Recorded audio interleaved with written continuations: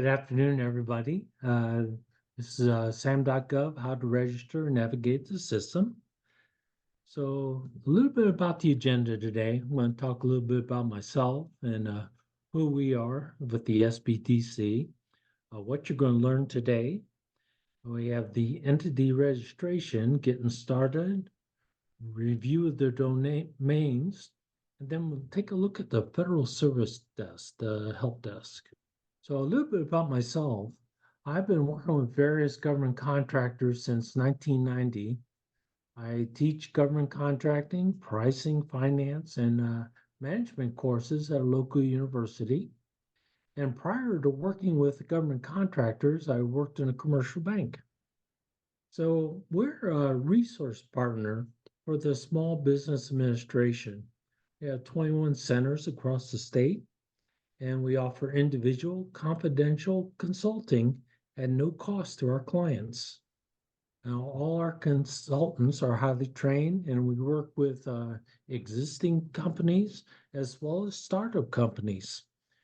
Help folks in business plans, fiscal and operations management, financing options, marketing strategies, human resources, and many, many more. We also, with our centers, we do education workshops and do referrals to useful business resources. And we also have specialized services. We have exporting, technology commercialization, veteran business assistance, minority outreach, and government contracting. Now, I'm one of 3 people with the Small Business Development Center. In the upper state, around the Greenville area, we have Sharon Pittenger. And in the Midlands, around Columbia, we have Scott Bellows. And then myself at the Low Country in Charleston area. So again, we're going to look at the entity registration, look at the domains, the contract opportunities, the assisted listings, entity information, the federal hierarchy, and wage determination. And then finally, take a look at the Federal Service Desk.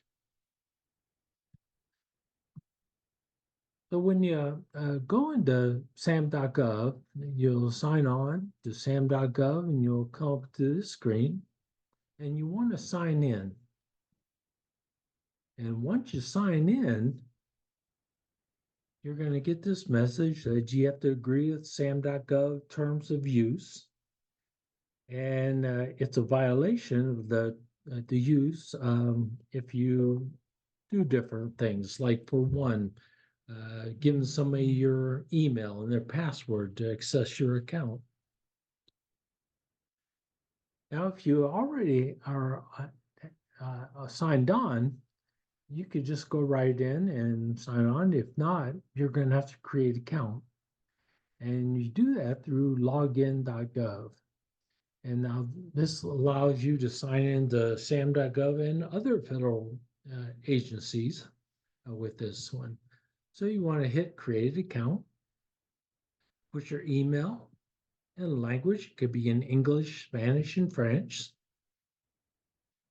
And then you want to check your email. They'll send an email to you. And within that email, you're confirming your email. Just hit that confirm email address. Then you're creating a password. It has to be at least 12 characters long. And so once you get that one, you have a choice, the authentication method set up. And you could do select 1 or 2 different options if you wish. Now they have through a download, you do it this way. And just recently they had a month ago face recognition. You can do it a text or voice message, backup codes. And then you'll add your phone number, ask them to send the code. They'll send a code to your the phone number you get. You'll add that code right there, hit submit, and then you add your first backup. So you could do a second one, another method if you wish, or you could just skip for now.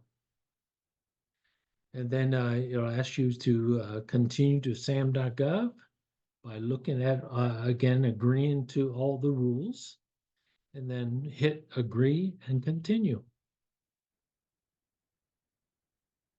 Now the terms of use, and you see there's a lot of them.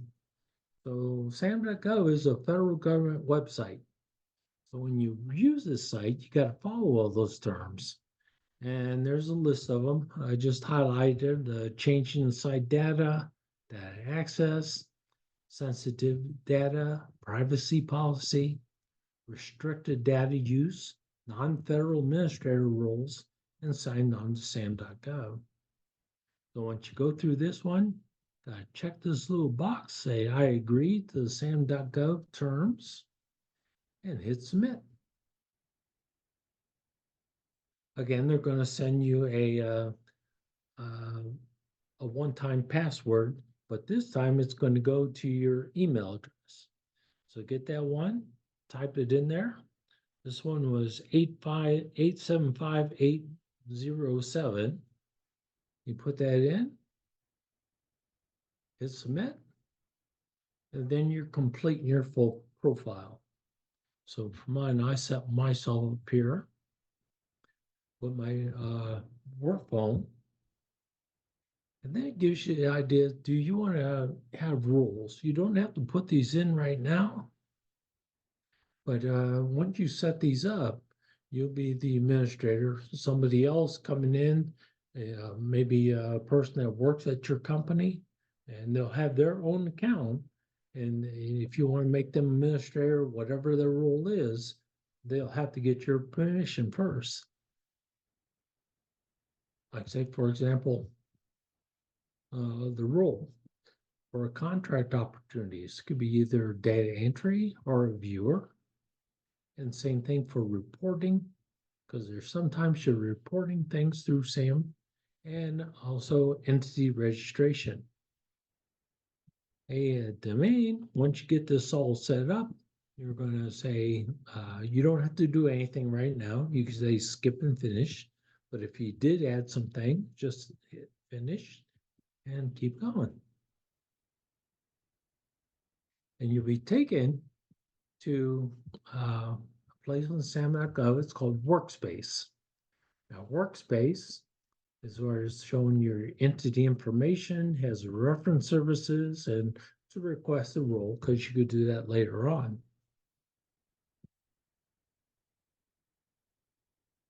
So right now, on all of these, you'll see under entity information in the screen, it's going to be an active registration, ID assigned, inactive, pending, work in process, or submitted registration. So as you keep going on this one, like say if you had an ID assigned, you'll see a 1 instead of a 0 under that ID assigned. But if you have all this, you're going to say get started. And get started, you're going to want to come through and get what's called an entity registration checklist. You see at the bottom of the screen. When you click on that one, it'll put a pop-up, and that pop-up will tell you, okay, well, and you want to get all this information together before you actually start the online registration. If you have that all together, it'll probably take you maybe an hour, hour and a half to go through the registration process. And you can do different ones. Some folks are doing it for all awards. And so that allows you to bid on the contracts and other procurements, as well as apply for financial assistance. Or some folks that just want the financial assistance alone. So if you're doing for all awards, you'll see, get that unique MDID session, core data, assertions, reps and certs, and a bunch of other information. The last bit is the SBA supplemental business if you're a small business because once you fill that out, that allows contract officers and other people to look up your information. Now, if it's for financial assistance awards only, they still the UEI and core data, refs and certs, and your points of contact. So you're getting started. You went through all this, prepared your data. So you're hitting that button and you're starting to get started on this one. So you'll see welcome, and you're about ready to create a new entity. So what's your goal? You say, I want to do business directly with the US federal government. You want to win prime contracts, be as a prime contractor. And said, what answer fits your best intention today? So I put bid on federal procurement opportunities as a prime contractor and hit next. Okay, and who requires you to be in SAM.gov? Was the federal government? Was another company? Different ones right here. Select which one applies to you and hit next. And it's going to, based on your answers, it's going to say like this one, it looks like you intend to do business directly with the US federal government on procurement opportunities. So it's going to say out of all these choices, either just getting a UEI only, financial assistance, but it's going to recommend you do all awards. So you're going to get that UEI for an ND available in a search so people can find you. Financial assistance, sometimes you need to get a cage code as well. That's a commercial and government entity number. Now, to receive award from somebody else receiving federal funds, sometimes you just need that UEI, subcontractors, somebody like this. Financial assistance, you'll need it to apply for direct federal grants or loans on grants.gov.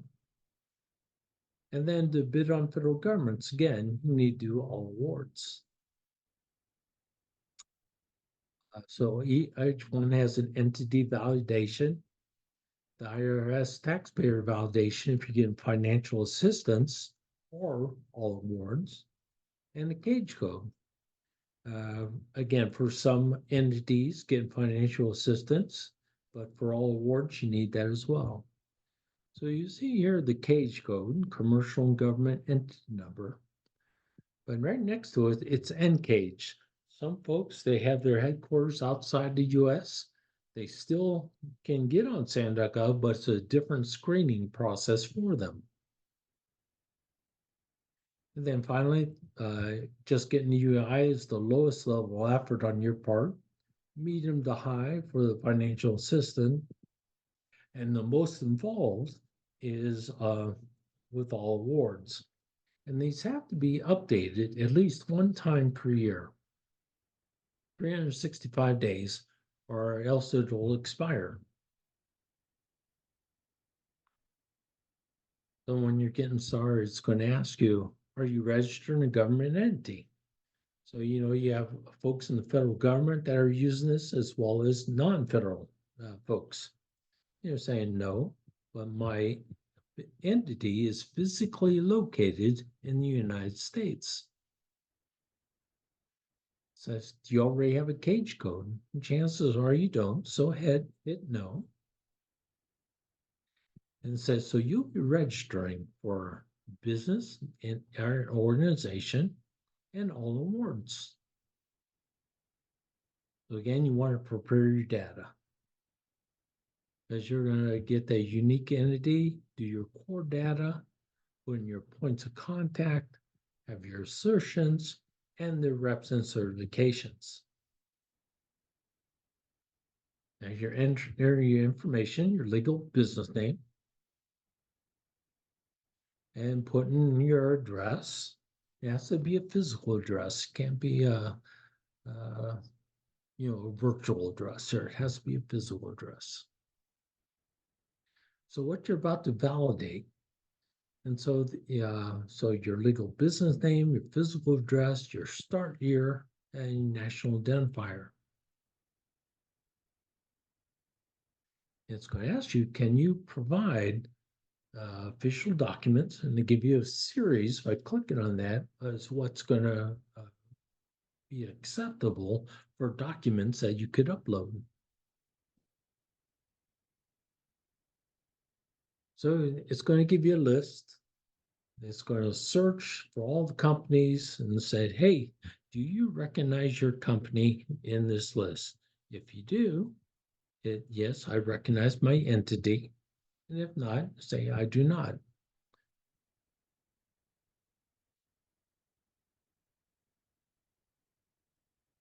Then you're looking at this and it says, are all the details correct? If they are, select yes. If not, select no, and then it'll give you a chance to say if it didn't, the suite number was wrong or something like that. It gives you a chance to correct that. Now, and then you got request the UAI, and you have a choice. Do you want to include that in the public search? And that's good too, but you have a choice that you do not have to include that as well. So it's just the government folks that have access to it. So then I certified that I'm authorized to conduct transactions on the behalf of my company. Then you'll say receive the UAI.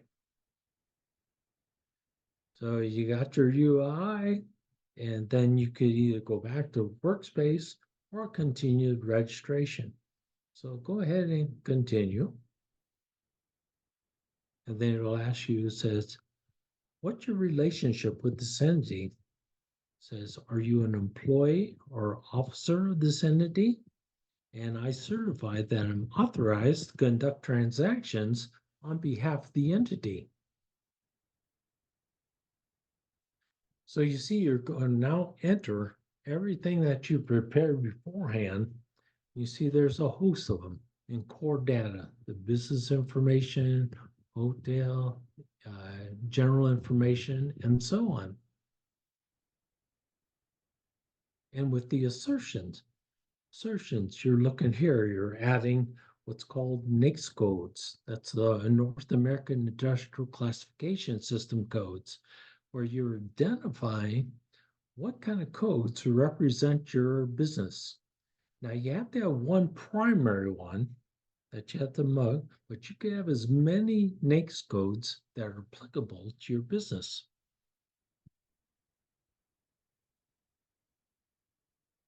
There's also product service codes, just another codes that identify your company and what you do. Now that's the core data insertions. Now the next one we get to is called representations and certifications. Now this is going through different FAR responses. FAR is the Federal Acquisition Regulations.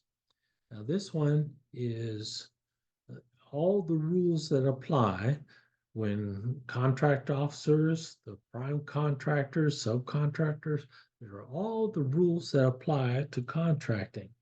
And it goes to a list of things that you have to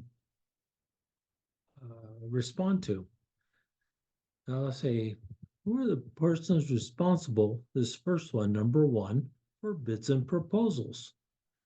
So there's a FAR clause here. If you hit that hyperlink, it's going to go out to something called acquisition.gov. Now, acquisition.gov has all the rules here for the FAR, the DFAR for the Department of Defense, Health and Human Resource, all the different agencies. Some of them have a little bit different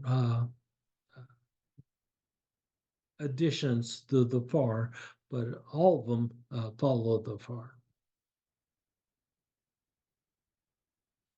Now, then you're doing your points of contacts. Who's there? Who's it for accounts receivable? Different things of that nature. And then for your, you want to fill out that small business certification. said who should complete a profile in the DSBS. That's the Dynamic Small Business Search. So this is a good one here for folks that you could find out if you're doing some marketing research, somebody you're trying to team with. You might be searching with them on their NAICS code or different ones or like this. And you could go to this one and search as well. But it's required for firms applying for the SB certifications, like in HubZone, or being in the 8A Business Development Program, or various ones, the Women-Owned Small Business programs. So here's a section, how do I complete the SBA profile in the DSBS? And you want to go ahead and do that because it gives you good exposure. Now then you're doing an entity review. You're looking at everything you put in here, and then you're going to type submit or just press submit. So you're saying by submitting that registration, you're certifying the information is accurate and complete. And it's telling you, knowingly providing false or misleading information may result in criminal persecution. So, this is a federal government site. So you really got to take care. So when you do it, you'll get another email with a password. You put that password in, confirm the password, and then it gets submitted. So you got this, it says, okay, you successfully submitted your entity registration. This registration is going to remain submitted status until all external validations are complete. And they said, remember, it's for free. So what happens next? So you're going to go here. There'll be different certifications. The IRS is going to certify, and it's going to go through the registration. It's going to be sent to an agency, DLA, Defense Logistics Agency. Now, they're the folks, their review team are going to look at all the information and then assign you a cage code. Cage code is a 5-digit number here. So this number when you're doing solicitations and different things of that nature. Now, so I did one of mine here. So it's saying, okay, now my status is changed. It's showing submitted registration. And you see a 1 now here under the workspace. Okay. And you could be getting different emails as well. You get them from SAM.gov. You'll get them from the review cage at dla.mil. So then once you get this and you get your items here, you're ready, you got a license. You can start now searching for different opportunities on the SAM.gov. So we want to look at certain things. We want to look at the contract opportunities. We want to look at wage determination, federal hierarchy, assistant listings, and entity information. The other ones are for different reporting type things. Now for contract opportunities, there are all the procurement notices from the Federal Contracting Office. So if you want to, again, interested in doing business with government, you can use the system to search opportunities. And that's including pre-solicitations, solicitations, award, sole source notice. Now, if you're looking for grant opportunities, you want to go through the partner site at grants.gov. Now let's look at this one. We could go through contract opportunities, and we could say, well, I want to break it down. I could use keyword search, I could also do it by the federal organizations, dates, notice types, for product or service information, set asides, place of performance, contract awardees. You can see what's happened here, and the status. Now, under federal organizations, if you click down on that one, you can see it's all ones. You're doing it for Administrative Office of the U.S., Agency for International Development. But you could also put different parameters on it. Say, well, I want to do certain dates, maybe for the next 3 months or so. The notice type, I want to look for sources sought. A lot of folks do that. They'll find a sources sought. It's not a solicitation yet, but contract officers are looking for companies that could do a certain amount of work. People will send maybe their corporate capability statement to the contract officers. And if they have different certifications, like maybe they're a veteran-owned small business or woman-owned small business, and contract officers see this, and so they say, well, if they get two or more that have those designations, like say if it's a woman-owned small business, chances are that they're going to put that contract with a solicitation when it comes out as a set aside for only woman-owned small business. So somebody else might have the next code where it comes out with, but if they don't have that SBA certification, they won't be able to bid on it. So it becomes a little competitive advantage for you. And again, we also have the different NAICS codes and the product service codes that you could also give a different parameter to it.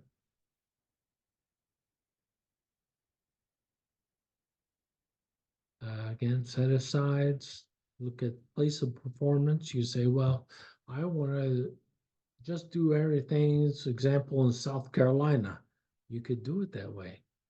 You could look under contractor awardee. If you know their name, if you know their UEI, you could look at them.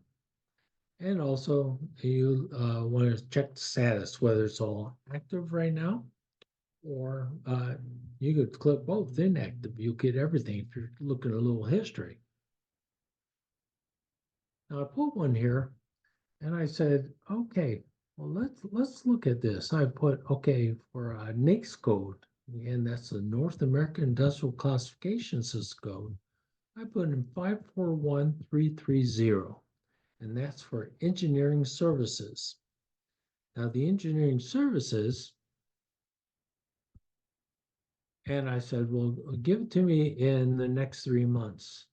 So when I did this, there was a total of 120 results that came up there. Now looking at the same one, let's get this here.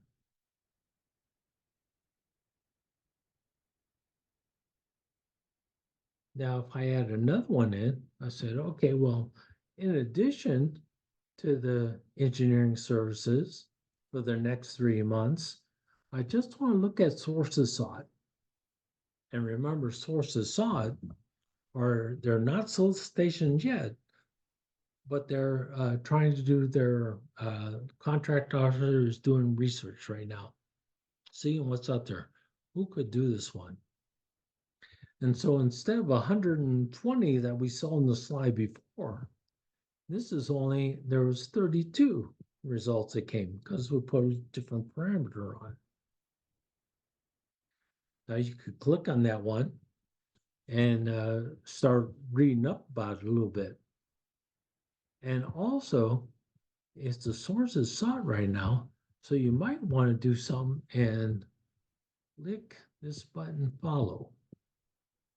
So by clicking that, whenever there's a change to it, or if it become a solicitation, you're going to get an email sent to you say, hey, there's some activity on this one.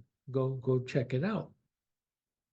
So this one here, again, it's a sources sought. And let's see, it is being active June 1st. but all the response is due May 17th at 2 o'clock Eastern Daylight Time. And we know it's not set aside right now. It might be once they take a look at everything, but it's for engineering services.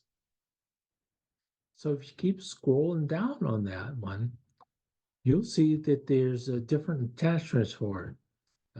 Capabilities question, there's project information, and the actual sources sought.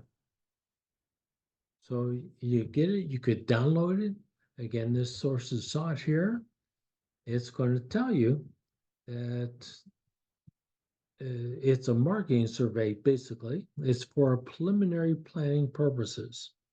So this is not a request for proposal, and no contract will be awarded from this. And they're just telling you again that this is basically just a marketing tool to determine the availability of potential qualified small businesses that are prior to determine the method of acquisition and issuance of a request for a proposal, a solicitation. So again, they're doing their research. What's out there? Now this one, we go. Now they have the right to cancel it. Well, what they're doing, they're trying to identify potential qualified small businesses through the U.S. Business Administration. That's Certified 8A business, Hub Zone business, Service Disabled Veteran-Owned Small Business, and so on. Because the Small Business Administration, before they get going here, they're going to each one of the federal agencies. And the goal is to get all the dollars that the government spends on goods and services and get 23% of that to small businesses. So that's why they're looking for all these good things here. So after review of all the responses that came in, the solicitation would be published in SAM.gov website if the government intends to continue with the procurement. And the nice thing is, if you hit that button that said follow, you'll be notified when something like that happens. So you go check out what the change was. This whole thing here is saying what would happen is maybe it'll consist of a base period and 4 one-year option periods. So they're saying, okay, and this is what usually happens. You have a base period and 4 option years in different contracts. This one is for, again, engineering services, and the small business size standard is 25.5 million. That's usually an average over 3 years. So they're looking at all this, and sometimes they're doing it based on employees, 500 employees or less, different things of that nature here. So, and the anticipated total work for that base and 4 option years shall not exceed the estimated maximum amount of $95 million. So that's a big one here. But this one here, the government intends to award one firm fixed price IDIQ contract, indefinite delivery, indefinite quantity. They know they need it. They don't know when and how much of it they're going to need. So the projects will be primarily hitting Europe, Africa, and Central America. However, contract task orders may be placed for work in any of the DoD, Department of Defense activity. So they're telling you what they want sent to them, because they're doing their marketing research. So what's being sent? They're saying, okay, this statement of capabilities must be complete and sufficiently detailed to demonstrate the firm's qualification and ability to meet and execute the requirements that are set forth and determined, so they could do a feasibility analysis. So, and they even tell you, And you'll find that also in the requests for proposals and solicitations when you answer them. They'll tell you the package must be an 8.5 by 11 paper, single space, Times New Roman, 12 point. They get down to the detail on this. So you'll give the company profile and type of business. And two, give your experience. Submit a maximum of 5 projects that you worked within the past 5 years of similar size and scope. So that helps them to do their analysis. And then third, a list of U.S. territories and foreign country location where your firm has experience performing this type of work. So they want a little bit to where they're doing their analysis and say, okay, this is all coming in to when they're actually going to make that solicitation. And they also thought, you get some folks that are saying, okay, well, I have a team agreement. I'm into a mentor protege type of thing. You might have a mentor company, you have that agreement with them, and you're learning from them as you're starting out, which is a good thing to get involved with. But there's also limitations on subcontracting. And you find that happens too with some folks say, hey, I want to just do the management. I want to source out this to a bunch of subcontractors. So, well, yeah, you have to have a little skin in the game, really. You have to have a certain percentage. And so, and the sources sought, this one is due Friday, May 17th by 2 p.m. And they give send them to Liz Roberts, and they have her email address. Again, they said large businesses submitted will not be considered. And this sole sources sought is solely for small business. And late responses are not entertained.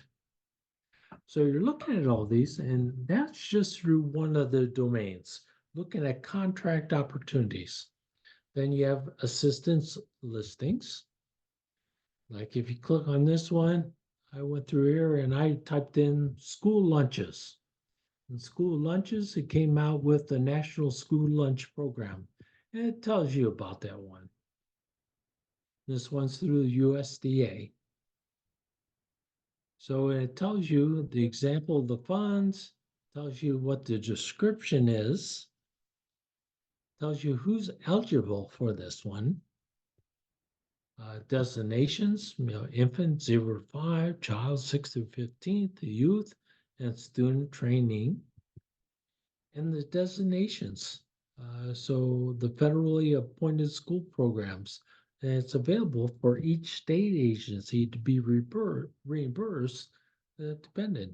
So you have a lot of contract officers and everything like this going on SAM.gov following.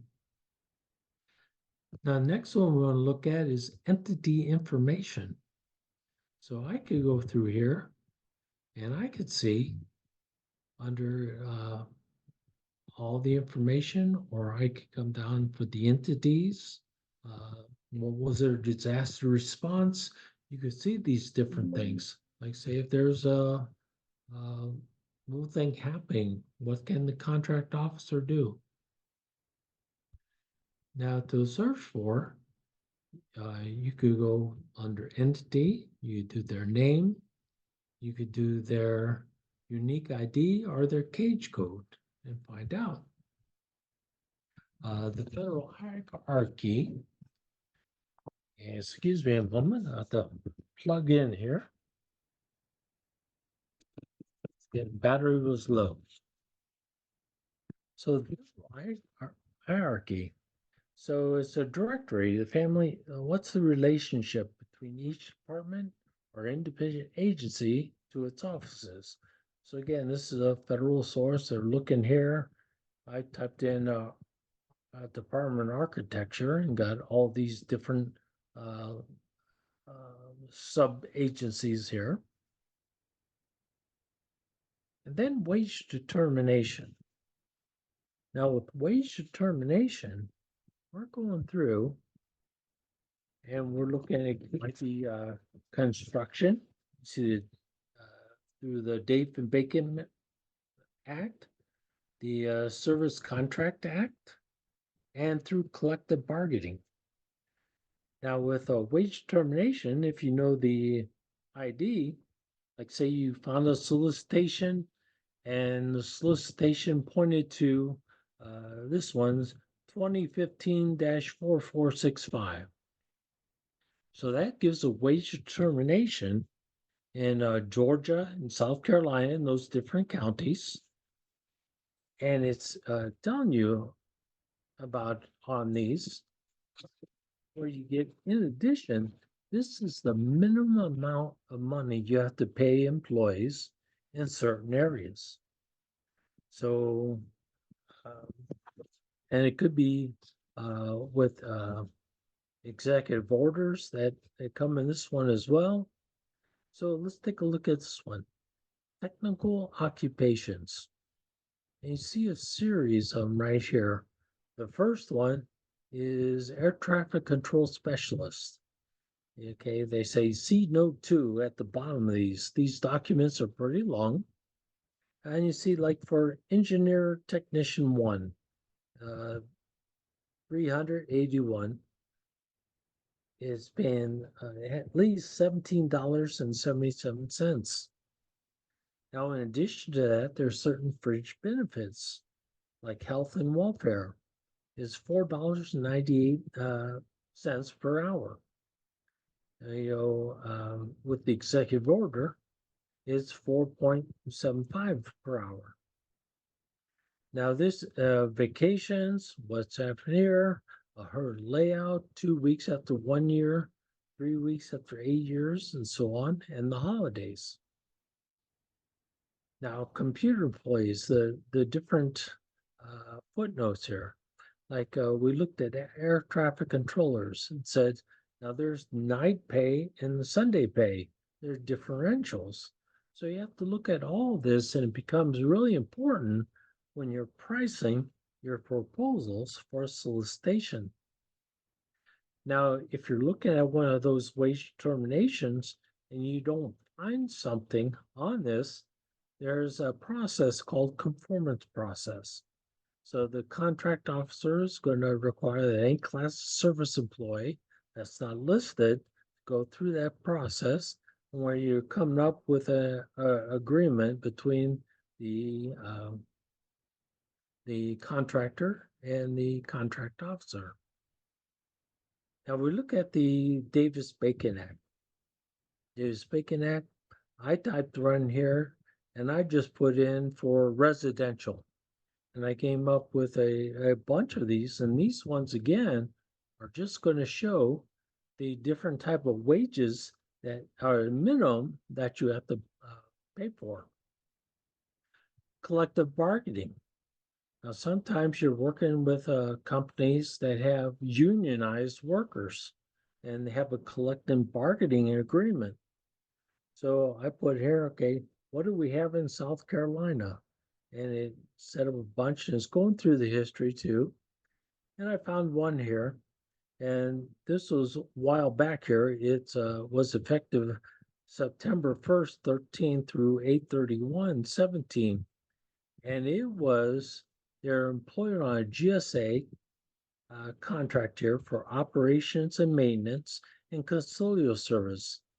And it was a collective bargaining agreement between Crockett Facility Services and Labor's International Union of North America, Local 515.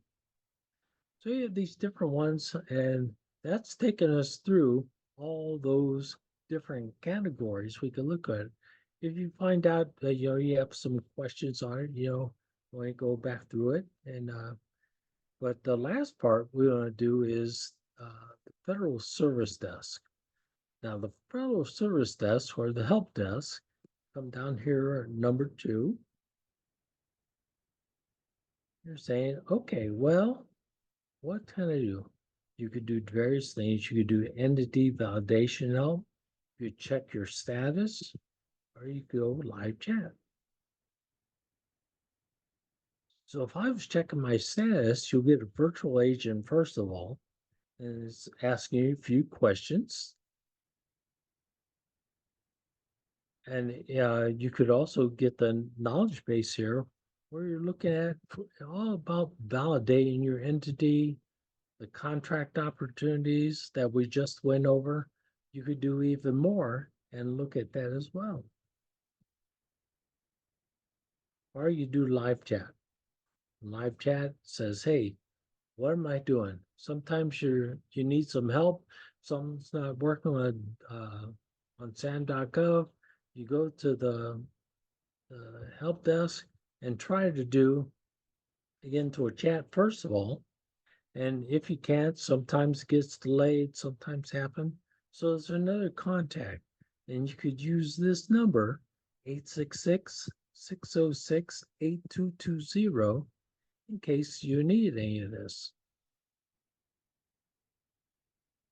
Now there's some useful sites here you might want to take a look at, especially like this one here, acquisition.gov. Acquisition.gov, that's the one with all the FAR. Grants.gov is different grants through every one of the agencies if you find them. And USA Spending.gov, you go to that place where you can see what contract awards have been made.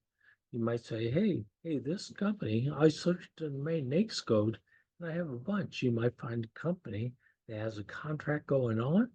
You say, hey, I'm doing this same kind of work. Maybe we could do something now or in the future together. And then to put through any questions you might have. I know it's quite a bit here. And so I guess I'll just, the time remaining, we could just take questions you have. Or if you want to send me an email with your questions, we could do that as well. Scott, we do have some questions in the chat box. Okay, here's one. I assume that if you're in the startup phase of business and do not have everything finalized, we shouldn't start the process. That's correct. You give yourself a little frustration if you start, you don't have all the information together. You have to check off some of the things sometime before you can continue. So it's best to have it all together so you can go straight through. And that was from Michael. Thank you, Michael. If you can provide me with your last name to confirm your attendance, that would be awesome. Maddie Stanton asked, sorry, I'm having problems with my scroller. I previously established an account on SAM.gov, but it has since expired. Is the reactivation process different, or do I need to start from scratch? Well, usually it could be different things. That might be something where you try to just reactivate it. I've done it with some folks that have been like a couple years, and it took it no problem as we went through it here, just went through the same process. But if it ever becomes an issue, we could also go to the help desk to help out if that happens. But I would give it a try and try to just to reactivate it. And Scott, you should do that yourself and not get a third party to assist you. You should not have to pay for that, correct? Yeah, you should do that on your own there, or give us a call because it's for free. And but some folks, what happens is they'll get a third party to help them out. And it's fine if you want to do this and pay for the service, but the thing is, sometimes they'll do it and they won't list you as having administrator rights. And I ran into that a couple times. And then so it becomes a problem where you have to come and say, hey, well, I'm the owner of this place, and you'll have to get a certified note, uh, notarized note, different things like this to upload. So it can create a little problem. But if you want to use third party, you go ahead. But again, it's all free. So you could just sign up for services and we could walk through that together. Scott, can someone ask, could you address the protocol for renewing the registration before it expires? Do you You get an just email go, from SAM.gov saying it's expiring, or how does that work? yeah, it usually does. It says it's coming up here, but you should be checking on it pretty frequently. You just have to update it at least one time per year. You know, whether you're not changing anything or anything like that, just update it one time per year, or it will go to that expired mode. The next one is if I'm unsure of the right NAICS or PSC codes to use, is there anyone I can reach out to for support? Can't you research your NAICS codes online? Absolutely. The next goes when you'll see one of those hyperlinks when you're going through the checklist there that'll go to the U.S. Census Bureau for the next codes, and it'll show a bunch of different sectors that you could go down, and you find which one's closest to your company, and just and then find the different next codes from there. Thank you. If you do not complete your registration, can you reactivate? So I'm thinking that means if you have not completed your registration, can you go back in and continue? Yeah, yes, you can. You go in, but say you went through the core data and then you said, "Wow, I'm too tired. I want to stop right now and come back in an hour, a day, whatever it may be." You'll have to go through. That information's still there, but you'll have to just go through it, say, "Yeah, that's correct. Yeah, that's correct. Yeah, that's correct," and then go on to the next section. What documents are needed before starting the process? You have a series of documents that you want to have. So go and look at that checklist and read through it, and it'll let you know everything that you need to submit. Some of them is with the IRS, your letter that you got.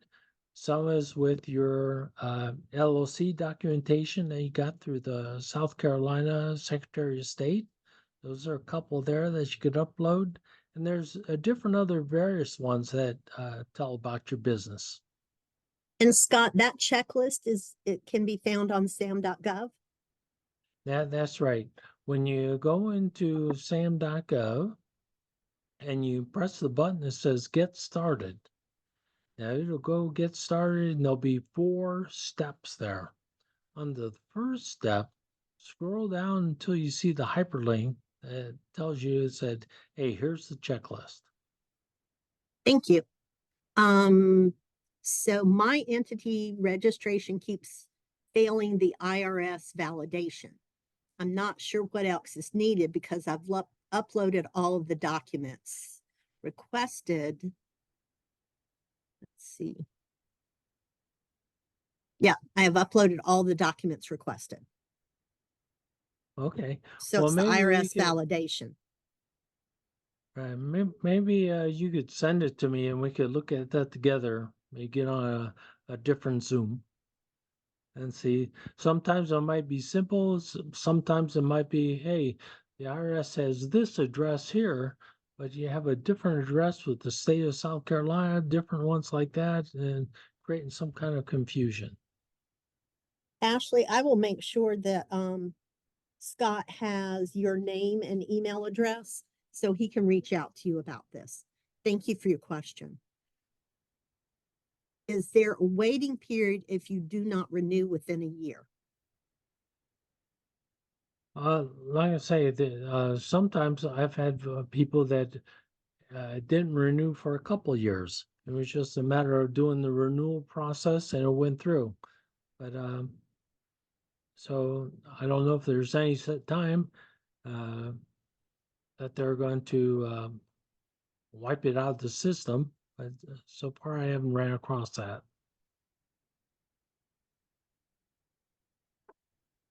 Well, if there aren't any more questions, I want to thank everyone again for attending. Wait a second, we got a new message come in. Ours expires July 31st. Can we renew now? So just last year, 2023? No, it expires this coming July 31st. Can they Oh, renew yes, ahead of time? you can. Yeah, you just have to at least renew it one time within the 365 days to keep it going.